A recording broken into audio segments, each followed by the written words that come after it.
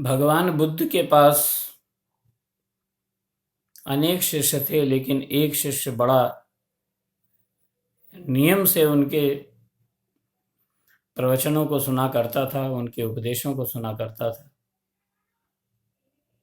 और सुनते सुनते उसको बहुत अनेक वर्ष हो गए, लेकिन उसके मन को शांति नहीं प्राप्त हुई। जिस तत्व की वह कामना करता था, जिस तत्व का बोध वो चाहता था, वो उसको प्राप्त नहीं हुआ। एक दिन उसने भगवान बुद्ध से पूछा कि प्रभु, मैं बड़े नियम के साथ में आपके उपदेशों को सुनता हूं, मैं आपकी समस्त बातों का चिंतन मनन भी करता हूं कि आप क्या कहते हैं, उन सब का ध्यान भी करता हूं कि किस प्रकार से आप हमें जीवन जीने के रास्ते बताते हैं, मगर मेरी साधना उस बोध को प्राप्त नहीं हो रही जिस बोध को मैं आपसे चाहता हूं, जिस शांति को आपसे चाहता हूं। भगवान बुद्ध कहते हैं कि एक बात बताओ, आप कहां से मेरे पास आए हो? तब वह शिष्य कहता है कि मैं अवस्थी ग्राम से आपके यहां पर आया हूं और मैं नित्य आता हूं, नित्य ही आपके प्रवचन सुनता हूं, आपके उपदेशों को सुनता हूं। बोलते आप किस तरीके से आते हैं? उन्होंने कहा, मैं घोड़े पर चढ़ कर के आता हूं। कहते हैं, आपने उपदेश सुना, अब आपको जाना है, तो आप कैसे जाओगे? उन्होंने कहा, घोड़े पर बैठ कर के वापस घर जाऊंगा।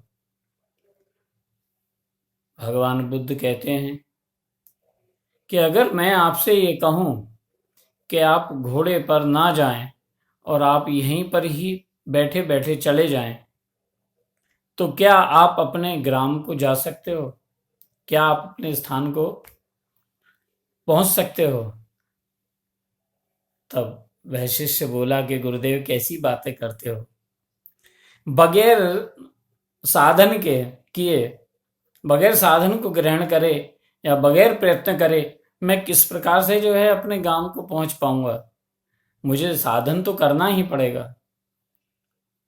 भगवान बुद्ध कहते हैं, तो बस यही करना है कि आप जो उपदेश मेरा सुनते हैं, वो उपदेश खाली सुनने तक नहीं रहना चाहिए, बल्कि वो जीवन के आचरण में हमारे आना चाहिए। क्योंकि जब तक आप प्रयत्न नहीं करोगे अपने जीवन के अंदर उनको धारण करने का, जब तक उस मार्ग पर चलने का प्रयत्न नहीं करोगे, तब तक ये प्रवचन, ये उपदेश किसी भी काम का नहीं है। तो ऋषि कहते हैं सुभाषितानी में, अनभ्यासे विषम विद्या अजीर्णे भोजनम विषम, कि बिना अभ्यास के किए हुए विद्या जो है वो किसी काम की नहीं रहती है। और अगर शरीर में विकार है, अजीर्ण है, रोगी शरीर है, तो भोजन जो है कितना भी अमृतमय हो, वह भी विष का कारण बन जाता है। अतः हम थोड़ा सुने चाहे, लेकिन जितना सुनते हैं उस पर जीवन को जीने का अवश्य प्रयत्न करना चाहिए।